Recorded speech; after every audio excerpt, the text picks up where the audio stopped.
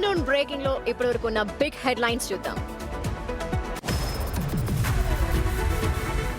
పని చేసినందుకు రాజీనామా చేయాలా? ఫలితాలు కనిపిస్తుంటే విమర్శలు ఎందుకంటూ విద్యాశాఖపై వస్తున్న విమర్శలకు సీఎం రేవంత్ రెడ్డి గట్టి కౌంటర్ ఇచ్చారు.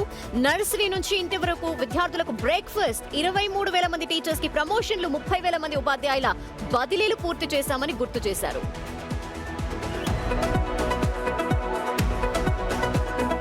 శ్రీకాకుళం జైల్లో ఉన్న మాజీ మంత్రి సీదిరి అప్పలరాజును మరికాసేపట్లో జగన్ పరామర్శించనున్నారు.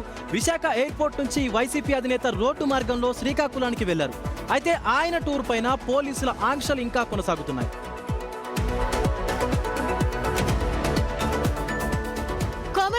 ఆసిఫాబాద్ జిల్లాలో కుండపోత వర్షం కురుస్తోంది. పెంచికల్పేట మండలం కొండపల్లి, గొల్లగూడెం గ్రామాల్ని కలిపే ప్రధాన రహదారిపై తాత్కాలిక వంతెన వరద ప్రవాహానికి కొట్టిపోయింది. వంతెన దాటడానికి ప్రయత్నించిన బొలెరో ఇరుకుపోయింది. చివరికి జేసీబీ సాయంతో బయటకు తీశారు.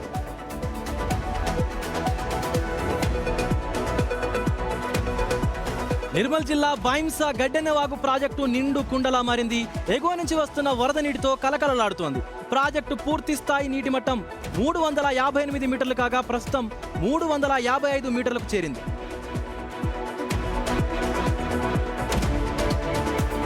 ఆదిలాబాద్ జిల్లా వ్యాప్తంగా గత 2 రోజులుగా ఎడతెరిపి లేకుండా కురుస్తున్న భారీ వర్షాలకు వాగులు, వంకలు పొంగి పొర్లుతున్నాయి. ప్రముఖ పర్యాటక కేంద్రాలైన కుంటాల, పొచ్చెర, తిర్యాని జలపాతాలకు ఎగువ ప్రాంతాల నుంచి భారీగా వరద నీరు చేరుతోంది.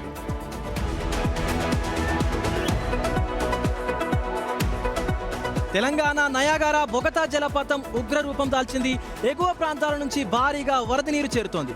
ఈ దృశ్యాన్ని చూసేందుకు పెద్ద సంఖ్యలో పర్యాటకులు వస్తున్నా భద్రతా కారణాలతో అధికారులు ఎవరికీ అనుమతి ఇవ్వడం లేదు.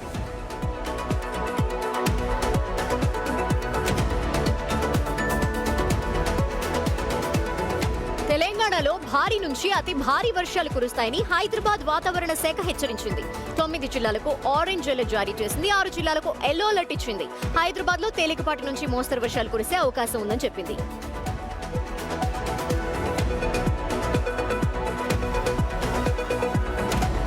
భారీ వర్షాలకు రాజన్న సిరిసిల్లలో రోడ్డు పైన ఓ పెద్ద చెట్టు పడిపోయింది. దాంతో హైటెన్షన్ విద్యుత్ వైర్లు తెగిపడ్డాయి. ఓ ఓమ్ని వ్యాను, ఒక గూడ్స్ వాహనం ధ్వంసమయ్యాయి. ఈ ప్రమాదంలో ఒకరికి గాయాలు కావడంతో ఆసుపత్రికి తరలించారు. ఏపీ అసెంబ్లీ వర్షాకాల సమావేశాలకు రంగం సిద్ధమైంది. ఆగస్టు 3వ వారంలో సమావేశాలు ప్రారంభమయ్యే అవకాశం ఉంది. 2 వారాల పాటు సమావేశాలు నిర్వహించేందుకు సన్నాహాలు చేస్తోంది ప్రభుత్వం.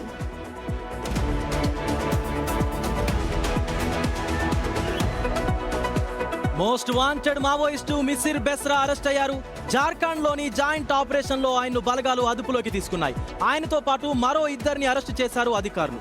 పోలిట్ బ్యూరో సభ్యుడి స్థాయికి ఎదిగిన మిసిర్ 40 ఏళ్లుగా ఉద్యమంలో ఉన్నారు.